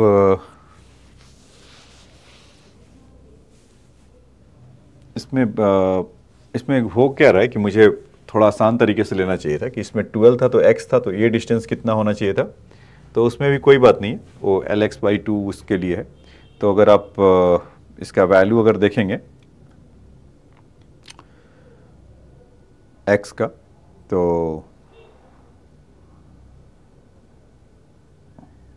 कितना है, यहाँ पर रुको लिखने दो जरा, है सही, 1.5 अगले पेज पे लिख लिया जाए, 1.5 कितना आया था, एल स्क्वायर, और यहाँ से कितना है, x plus L plus x by to. तो अब तो एक है तरीका हमारे पास कि क्वाड्रेटिक इक्वेशन सॉल्व करो, बाकी का काम करो, एक तो ये तरीका है, और नहीं तो अगर हीट एंड ट्रायल से देखेंगे, अगर इसको सेटिस्फाई करा देंगे, x का वैल्यू l रख दीजिए, तो 1.l स्क्वायर, तो l plus L by to, तो कितना आ जाएगा, 1 प्लस 1.5, तो कितना हो गया, 1.5 हो गया, और 1.5 इंटू एल करेंगे तो 1.5 एल स्क्वायर हो जाएगा, 1.5 एल स्क्वायर हो जाएगा, तो दोनों हो गया। तो हम यहाँ से बोल सकते हैं ना कि l equal to x equal to l है, तो आधा पे ही है बिल्कुल, तो यानी कि बाहर कितना है, x equal to quadratic equation solve करना, तो ये ज़्यादा स्मार्टर है। एग्जाम में बैठे हुए हैं तो क्वाड्रेटिक इक्वेशन सॉल्व करने से, मतलब वो भी आना चाहिए, ये भी आना चाहिए, तो फटाफट आपको चेक करके देख लिया, तो वहाँ से आपको मिल गया। देखिए, तो यहाँ से आपका जो सिलेंडर ऑफ द होमोजीनियस था उसका वैल्यू,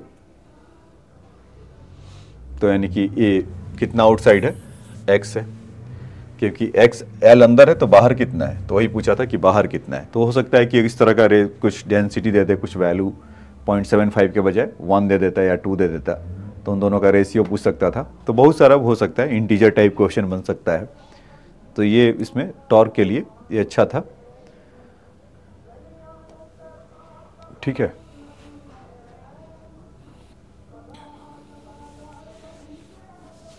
चलिए नेक्स्ट क्वेश्चन में देखते हैं,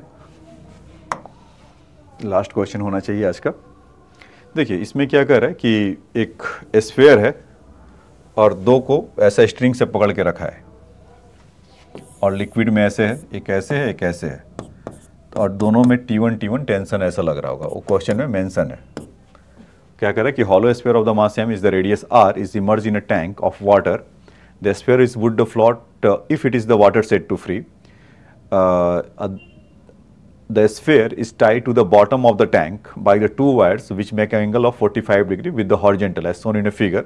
The tension T1 in the wire is, तो टेंशन T1 अगर वायर में अगर हो रहा होगा तो देखो 45 डिग्री है, तो वर्टिकल लाइन से अगर आप ऐसा सोचिए, इसको अगर ऐसा कर दें तो ये भी क्या होगा 45 डिग्री होगा और ये भी 45 डिग्री होगा। तो यहाँ से नीचे की तरफ अगर देखें तो इसका T1 cos 45, T1 cos 45, तो 2T1 cos 45 और जो इसका हॉरिजॉन्टल कंपोनेंट होगा वो this will be cancel out, T1 sin 45, T1 sin 45। अच्छा, इसमें फिर नीचे की तरफ क्या मिलेगा mg और ऊपर की तरफ क्या मिलेगा बॉइंट फोर्स।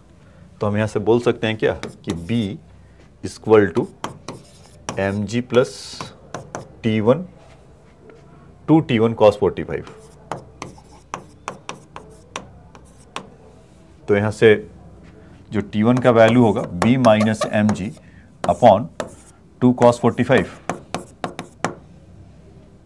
है ना, तो ये आ जाएगा T1। तो बाकी का तो आपको उसमें से मास उसका गिवन है, उसका मास mg गिवन है शायद, hollow sphere of the mass m। तो ठीक है, तो उसको तो छेड़छाड़ करने की जरूरत ही नहीं है, कैपिटल Ng सब में आ रहा है तो माइनस वाला होगा। और यहाँ से cos 2 cos 45 का मतलब कितना हो गया 1/√2, बिकॉज कि ये 2 टाइम्स ऑफ 1/√2 करेंगे तो यहाँ से √2 आएगा, तो √2 तो नीचे है। B बॉइंट फोर्स के लिए इसका वॉल्यूम, तो स्फेयर दे रखा है तो 4/3 4πr3 और उसका डेंसिटी कितना है बच्चों ρw, तो ρw और लगा लीजिए into g minus capital mg है, तो ये इतना आएगा 4/3 πr3 rho of water g minus mg upon √2। तो इससे देखेंगे तो यही वाला आंसर आपको यहाँ से फिट करा रहा है, तो इसका ये पार्ट का इसका आंसर होगा। तो ये बात आपको समझ में आया होगा। तो सिंपल क्या करना था कि मतलब लॉज ऑफ मोशन थोड़ा बहुत फोर्स वगैरह को रिजॉल्व किया, mg नीचे की तरफ लग रहा था और फिर उसके बाद आपका बॉइंट फोर्स ऊपर की तरफ लग रहा था, और उन दोनों से रिजॉल्व करने के बाद mg और बॉइंट फोर्स को और टेंशन को वर्टिकली या हॉरिजॉन्टली T1 उसका कैंसिल हो गया, वर्टिकल वाला कंपोनेंट उसके साथ ऐड अप हो गया। तो और उसके बाद का कहानी हमने उसको लिख लिया, बाकी का सॉल्व कर लिया।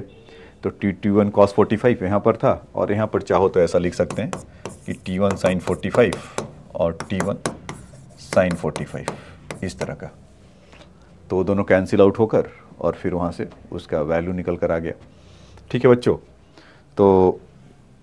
तो इसमें आज के लेक्चर में जो हमने आपको समझाया या बताया, तो इसके लिए था कि फ्लूइड मैकेनिक्स के बारे में था पूरा। तो मतलब बेस समझते हैं कि आपको काफ़ी एनफ क्वेश्चन करवाया है, और कॉन्सेप्ट वगैरह कुछ छूट भी गया हो तो आप मैसेज लिख कर बताइए कि ये क्वेश्चन में या इस कॉन्सेप्ट में आपने छोड़ा हुआ है, या एक दिन किसी दिन टेक्निकल एरर था तो उस दिन कुछ दाएँ बाएँ हुआ होगा, कॉन्सेप्ट तो हुआ होगा। लेकिन मोटे तौर पे आपको जितने भी कॉन्सेप्ट चाहिए होता है जेई एडवांस के लिए या मेंस के लिए, तो लगभग बताया गया। और पैसेज टाइप्स के कुछ क्वेश्चन जो एडवांस के टाइप के क्वेश्चन थे तो उसमें वो कराया। अगर फिर भी आपको लगता है कि इस क्वेश्चन में ऐसा भी और चाहिए था प्रैक्टिस के लिए, या मुझे और हेल्प की ज़रूरत है या कुछ और भी, तो आप वहाँ पर नीचे मैसेज बॉक्स में जाकर मैसेज करिए और बताइए, तो डेफिनेटली आपका उसमें हेल्प किया जाएगा। तो आज के लेक्चर में या अभी के लेक्चर में इसको यहीं पर समाप्त करता हूँ, और मैं मानता हूँ कि फ्लूइड मैकेनिक्स हमने लगभग जितने उसके कॉन्सेप्ट होते थे तो हमने उसको आपको पूरा करके बता दिया है। तो इसमें आप क्या कर सकते हैं कि आपका एक्शन प्लान क्या होना चाहिए। इसके बाद आप जितना वीडियो देख रहे हैं तो कॉन्सेप्ट कुछ ना कुछ आपको तो मिला ही होगा, और बेसिक से मिला हुआ है, तो आप जाकर प्रीवियस ईयर क्वेश्चंस जाके ट्राई कर सकते हैं। तो बहुत सारे क्वेश्चन तो आपको एज इट इज़ मिल जाएगा, तो वहाँ से तो वो हो जाएंगे। मतलब आप 50-60% क्वेश्चन तो आपको आराम से मिल जाएगा। SC वर्मा का क्वेश्चन जाकर लगाइए, वो सब आपको बहुत आसानी से हो जाएगा। हो सकता आपको इरोडोव के भी लगाने का मन करता है तो सबसे बेहतर क्या है कि SC वर्मा का लगाइए, प्रीवियस ईयर क्वेश्चन लगाइए। इतने से ही मन नहीं मानता है, फिर जाके मतलब जो भी आप टेस्ट वगैरह कहीं भी देते होंगे तो उसको जाकर देते रहिए, तो उससे आपको क्वेश्चन बनते रहेंगे। इरोडोव का भी क्वेश्चन इसमें कुछ अप्रोच कर सकते हैं, तो वहाँ जाइए, वहाँ पर अपने कॉन्सेप्ट को टेस्ट करिए, और उससे जूझिए। नहीं आता है तो फिर आप हेल्प ले सकते हैं, बता सकते हैं कि सर अभी इसमें प्रॉब्लम आ रहा है, तो डेफिनेटली आपका हेल्प किया जाएगा। ठीक है बच्चों, तो नेक्स्ट लेक्चर में जब हम लोग मिलेंगे, इसके बाद जब नेक्स्ट लेक्चर में जब हम करेंगे, तो अभी तो हमने फ्लूइड के बारे में देखा था कुछ प्रॉपर्टी, अब उसके बाद सॉलिड का कुछ प्रॉपर्टी देखेंगे, मतलब इलास्टिसिटी वगैरह को, इलास्टिक मटेरियल क्या होता है, उसके चलते उसका इलास्टिक पोटेंशियल एनर्जी क्या होता है, तो उसको फटाफट ख़त्म करेंगे। और तो नेक्स्ट वीडियो को या नेक्स्ट लेक्चर को मिस मत करिएगा, देखिएगा। ठीक, थैंक्स फॉर योर टाइम।